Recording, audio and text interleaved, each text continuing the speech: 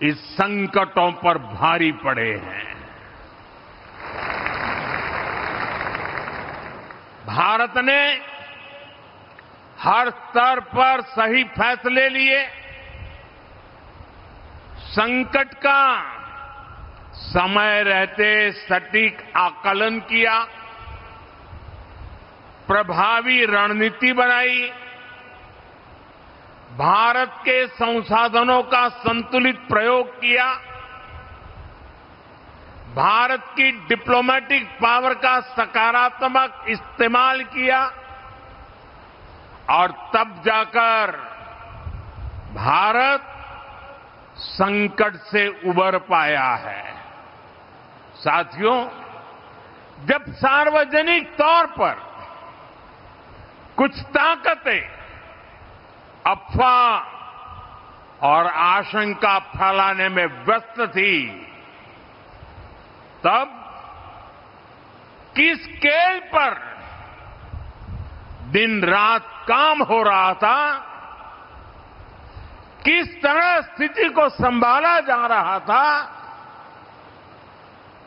वो मेहनत, वो प्रयास, वो धैर्य नीतिगत स्तर पर, कूटनैतिक स्तर पर उठाए गए एक एक संवेदनशील कदम कभी न कभी इतिहास लिखेगा।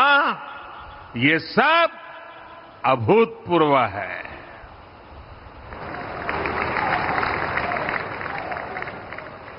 मैं एक उदाहरण देता हूं। रसोई गैस यानी एलपीजी के विषय में हम सब जानते हैं, हमारी जरूरतों की करीब 60% एलपीजी अन्य देशों से आयात की जाती थी और इसमें से भी 90% एलपीजी गल्फ देशों से आ रही थी, हॉर्मुज से होकर के आ रही थी और अचानक से युद्ध के हालातों ने उस सप्लाई को लगभग बंद कर दिया। आप अंदाज लगा सकते हैं हमारे देश में कितना बड़ा हाहाकार मचने जा रहा था। लेकिन राजस्थान की इस धरती ने हमें चुनौतियों को भी चैलेंज देना सिखाया है और इसलिए हमने संकट शुरू होते ही रिफाइनरीज के सामर्थ्य पर फोकस किया। औद्योगिक काम के लिए जो गैस बनती थी, उसकी जगह रिफाइनरीज को रसोई गैस एलपीजी बनाने के लिए कहा गया और 7 दिनों के भीतर भीतर एलपीजी के उत्पादन में बढ़ोतरी हुई। पहले जो 35,000 मैट्रिक टन एलपीजी का उत्पादन देश में होता था, संकट के दौरान वो 54,000 मैट्रिक टन बढ़ गया। जिन रिफाइनरीज ने पहले कभी एलपीजी नहीं बनाया था, उन्हें भी इसके लिए कॉन्फ़िगर किया गया। साथियों, रसोई गैस की डिमांड का पूरा लोड एलपीजी पर न पड़े, सरकार ने इसका भी ध्यान रखा। पीएनजी कनेक्शन यानी पाइप से रसोई गैस के कनेक्शन बढ़ाने का अभियान चलाया गया। बहुत ही कम समय में भारत ने करीब 11 लाख से ज्यादा घरों को गैस का पीएनजी कनेक्शन से जोड़ दिया। भाइयों बहनों, हमने एक और सप्लाई को सुनिश्चित किया। दूसरी ओर घरेलू उपभोक्ताओं पर बहुत बोझ भी नहीं पड़ने दिया। जो हालात थे उनमें घरेलू गैस सिलेंडर की कीमत 2,000 रुपये तक जा सकती थी।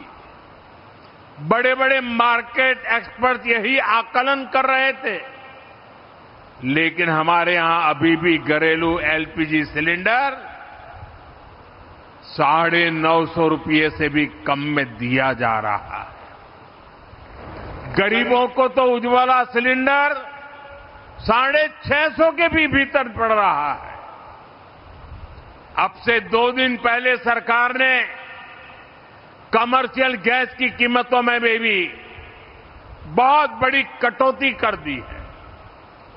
ये दिखाता है कि हमारी सरकार कितनी संवेदनशीलता से काम कर रही है। साथियों, युद्ध की वजह से डीजल पेट्रोल पर आया संकट भी बहुत बड़ा था। हमारे देश में तेल के बड़े बड़े कुएं नहीं हैं। जब ये संकट बढ़ा तो क्रूड ऑयल की कीमतें $70 प्रति बैरल से $120 प्रति बैरल तक पहुंच गई थी। आयात के रास्ते भी बंद थे। दुनिया के कई देशों में डीजल पेट्रोल की कीमतों में 40 से 50% का इजाफा हो गया। कई देशों में तो डीजल पेट्रोल कोटे के आधार पर मिलने लगा था, लेकिन भारत में एक दिन भी ऐसे हालात नहीं आए। अफवाहें बहुत फैलाई गई, लोगों को डराया गया, भड़काया गया, राजनीति के खेल खेले गए, लेकिन जिनके इरादे गलत थे वो सफल नहीं हो पाए। दूर सुदूर इलाकों में भी छोटी मोटी अड़चनों के अलावा सप्लाई की कोई बड़ी चुनौती नहीं आई। अप्रैल से जून के बीच ही अकेले डीजल पेट्रोल में 75,000 करोड़ रुपए से ज्यादा का घाटा कंपनियों को उठाना पड़ा। यानी एक नई रिफाइनरी बन जाए इतना घाटा सहना पड़ा, और इस घाटे को पूरा करने की जिम्मेदारी सरकारी खजाने से उठाई गई।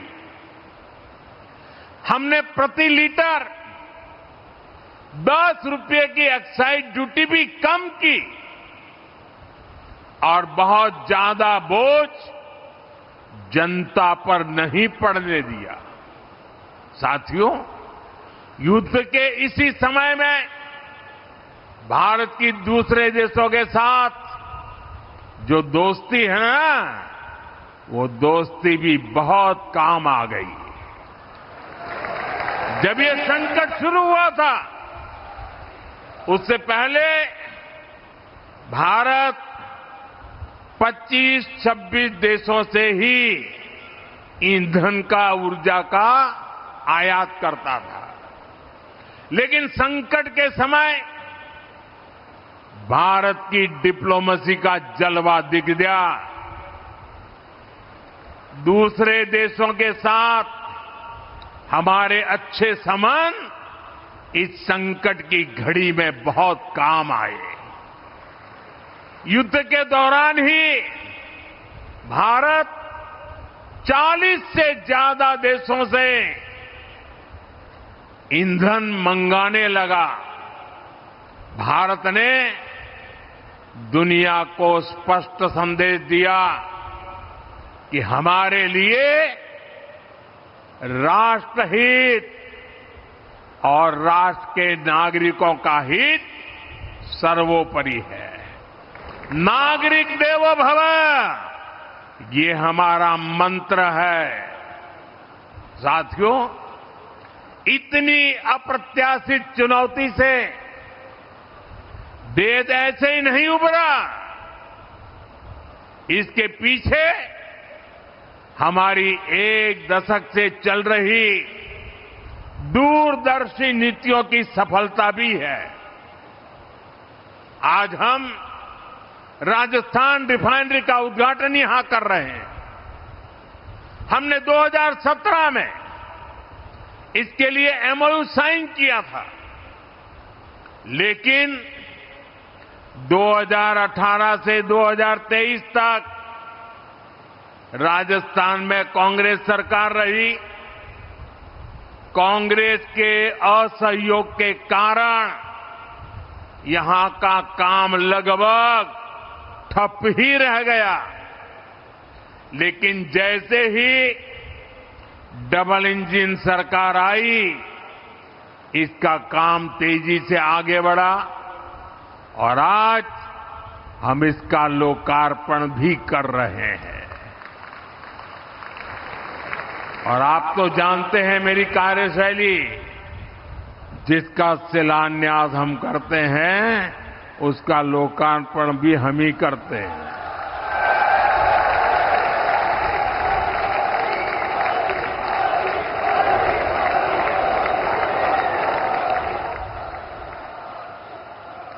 इसी तरह भारत ने अपनी रिफाइनरी क्षमता को लगातार बढ़ाया है। अमेरिका में पिछले 50 वर्षों में एक भी नई रिफाइनरी नहीं बनी है। यूरोप की रिफाइनरी क्षमता लगातार कम होती गई है। वहीं भारत आज विश्व की चौथी सबसे बड़ी रिफाइनरी क्षमता वाला देश बन चुका है। और हम यहां रुकने वाले नहीं हैं। आने वाले वर्षों में ये क्षमता और भी बढ़ने वाली है। इन्हीं प्रयासों के कारण भारत सदी के सबसे बड़े ऊर्जा संकट से लड़कर उबरा है। साथियों, दुनिया में युद्ध और अशांति से हमारे किसानों के लिए भी चुनौतियां पैदा होती है। अभी वेस्ट एशिया क्राइसिस, खाड़ी के देशों का संकट और इसके पहले यूक्रेन युद्ध के कारण दुनिया में खाद का बड़ा संकट भी पैदा हुआ। फर्टिलाइजर के लिए समस्या पैदा हो गई। यूक्रेन युद्ध के बाद एक समय एक यूरिया की बोरी की कीमत 3,000 रुपये से भी ऊपर पहुंच गई थी। लेकिन हम अपने किसानों को, जो दुनिया के बाजार में 3,000 की बोरी थी, हम मेरे देश के किसानों को हम सिर्फ 300 रुपये में देते रहे। और इसके लिए खजाने से लाखों करोड़ रुपए खर्च करने पड़े। सब्सिडी दी गई। आपूर्ति के लिए जो सप्लाई चेन प्रभावित हुई थी, भारत ने उसके लिए भी समाधान निकाले। सरकार ने वैकल्पिक रास्ते तलाशे। हमने कई देशों में हमारे दूतावासों को विशेष जिम्मेदारी सौंपी। दूसरे देशों से उर्वरक खरीदने की, खाद खरीदने की पहल की।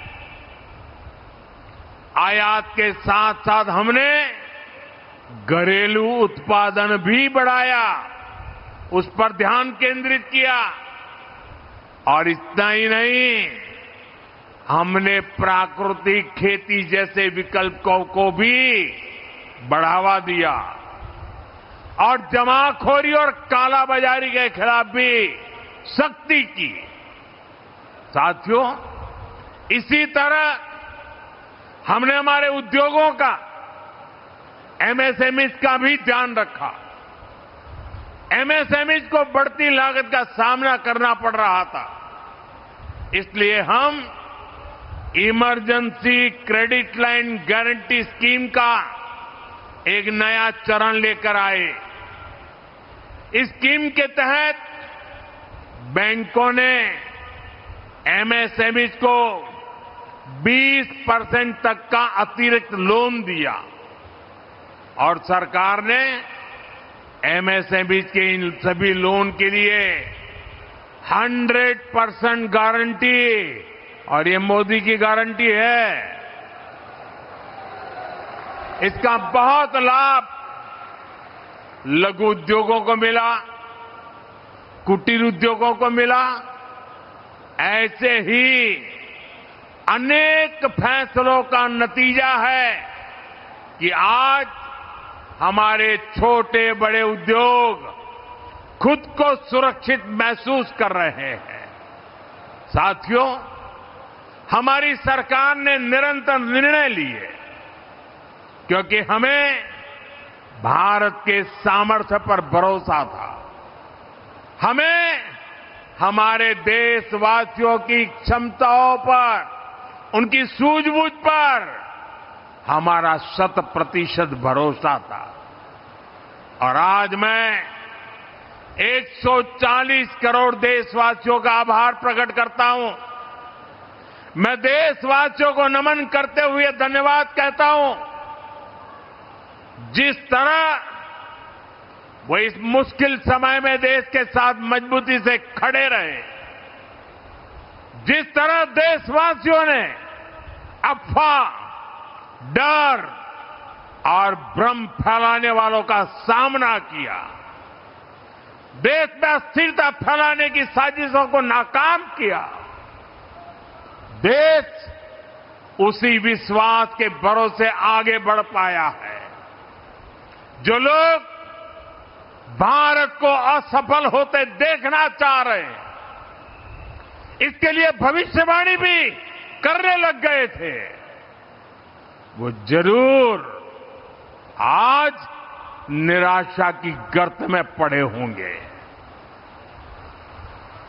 साथियों, आज विकास परियोजनाओं के लोकार्पण, शिलान्यास के साथ ही मुझे यहां एक पेड़ मां के नाम खेजड़ी का पौधा लगाने का सौभाग्य भी मिला है। मैं जानता हूं कि राजस्थान में खेजड़ी का कितना महत्व है। बढ़ते रेगिस्तान को रोकने में इसकी बहुत सार्थक भूमिका रही है। इसलिए ये वृक्षारोपण हमारी कार्य संस्कृति का उदाहरण भी है। हमें प्रगति की नई ऊंचाइयों को भी छूना है और हमें पर्यावरण का संरक्षण भी करना है। इसी सोच के साथ हमारी सरकार ऊर्जा के दूसरे स्रोतों पर भी काम कर रही है। खासकर राजस्थान पर सूर्य देवता की कुछ ज्यादा ही कृपा है, इसलिए यहां विश्व स्तरीय सोलर पार्क बनाने का काम चल रहा है। पीएम सूर्यघर मुफ्त बिजली योजना के तहत भी राजस्थान में 1.5 लाख से ज्यादा घरों को सोलर से जोड़ा जा चुका है। पीएम कुसुम योजना के तहत भी राजस्थान में किसानों को 65,000 से ज्यादा सोलर पंप भी दिए गए हैं। साथियों, कठिन से कठिन लगने वाले संकल्प भी सिद्ध हो जाते हैं अगर उनके पीछे की नीयत साफ हो। यही बीजेपी और कांग्रेस में एक बहुत बड़ा अंतर है। साथियों, राजस्थान में पानी से जुड़ी परेशानियों का समाधान इसका एक और बड़ा उदाहरण है। आप सब जानते हैं, कांग्रेस की सरकारों ने कभी राजस्थान के जल संकट को दूर करने के लिए कोई ठोस काम नहीं किया, लेकिन बीजेपी क्षेत्रवाद और बंटवारे की सियासत नहीं करती। बीजेपी राष्ट्र प्रथम की भावना पर चलती है। हमने जब गुजरात में पानी पहुंचाने की योजनाओं पर काम किया था और राजस्थान को पानी देने की बात आई थी, मुझे बराबर यहां हिंदुस्तान के हर कोने में एक राज्य दूसरे राज्य से पानी के लिए लंबे अरसे से लड़ाइयां चल रही है। राजस्थान के लोगों को भी लगता था कि पता नहीं गुजरात नर्मदा का पानी देगा कि नहीं देगा, लेकिन हमारा सौभाग्य था कि राजस्थान में भी बीजेपी सरकार, गुजरात में भी बीजेपी सरकार, उस समय मैं गुजरात में मुख्यमंत्री था, यहां बहन वसुंधरा जी यहां मुख्यमंत्री थी, और हम दोनों ने मिलकर बिना कोई संघर्ष, बिना कोई वाद विवाद, बिना कोई आंदोलन, बिना कोई लड़ाई गुजरात से नर्मदा का पानी राजस्थान के साथ साझा किया और राजस्थान के कई गांवों तक मां नर्मदा का पानी पहुंच रहा है। अभी भजनलाल जी बड़े भावुक होकर पानी की इस काम का वर्णन कर रहे थे। भाइयों बहनों, अब जब राजस्थान और हरियाणा दोनों राज्यों में भाजपा सरकार है, तो पहली बार आपसी सहमति से समाधान निकाले गए। अब राजस्थान और हरियाणा सरकार मिलकर शेखावटी तक पानी पहुंचाएंगे। हाल ही में दोनों राज्यों के बीच समझौते पर मोहर भी लग चुकी है। इस समझौते के तहत हथनी कुंड बैराज से पानी राजस्थान लाया जाएगा। इसके लिए अंडरग्राउंड पाइपलाइन बिछाई जाएगी। इसका लाभ सीकर, चूरू, झुंझुनू और आसपास के पूरे शेखावटी क्षेत्र के लोगों को इसका लाभ मिलने वाला है। इस परियोजना पर लगभग 34,000 करोड़ रुपए खर्च किए जाएंगे। साथियों, आने वाले समय में अपर यमुना बेसिन में रेणुका, लखवाड़ और किसाऊ बांधों का निर्माण पूरा होने पर राजस्थान को पानी का और लाभ होगा। गांवों में नल से जल पहुंचाने का काम भी तेजी से आगे बढ़ा है। राम जल सेतु परियोजना भी इसी सोच का परिणाम है। साथ ही राजस्थान में जल संरक्षण के लिए जल संचय जन भागीदारी भी बड़ी भूमिका निभा रही है। देश में इस अभियान के तहत जल संरक्षण के लिए करीब करीब 25 लाख सॉकपिट्स बने हैं। राजस्थान में भी 1.25 लाख से ज्यादा सॉकपिट्स बनाए गए हैं। इससे पानी संरक्षित हो रहा है, ग्राउंड वाटर का स्तर सुधर रहा है।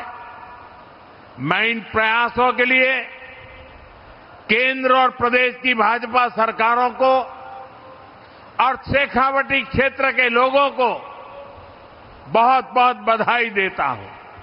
साथियों, आज जब देश कोई संकल्प लेता है, कोई लक्ष्य बनाता है, तो राजस्थान उसके केंद्र में होता है। आज राजस्थान में तेज गति से आधुनिक इंफ्रास्ट्रक्चर निर्माण हो रहा है, नए नए रिकॉर्ड बन रहे हैं। आज जयपुर मेट्रो फेज 2 की आधारशिला और जोधपुर एयरपोर्ट के नए टर्मिनल का उद्घाटन ये राजस्थान के विकास को और गति देंगे और नई उड़ान देंगे। जयपुर में फेज 2 पूरा होने के बाद जयपुर का कुल मेट्रो नेटवर्क 50 किलोमीटर से अधिक हो जाएगा। पूर्व, पश्चिम और उत्तर दक्षिण मेट्रो नेटवर्क एक दूसरे से जुड़ जाएगा। इससे स्थानीय लोगों को आसानी तो होगी, पर्यटकों के लिए सुविधा भी बढ़ेगी। साथियों, आने वाले समय में हमें विकास के और भी नए आयाम छूने हैं। मुझे पूरा भरोसा है आप सब इसी तरह डबल इंजन सरकार को आशीर्वाद देते रहेंगे। हम साथ मिलकर राजस्थान के नए भविष्य का निर्माण करेंगे। इसी विश्वास के साथ मैं एक बार फिर राजस्थान रिफाइनरी के लिए, अन्य विकास कार्यों के लिए देशवासियों को, राजस्थान वासियों को बहुत बहुत बधाई देता हूं। मेरे साथ बोलिए, भारत माता की। दोनों मिट्टी ऊपर करके राजस्थान की ताकत नजर आए। भारत माता की, भारत माता की।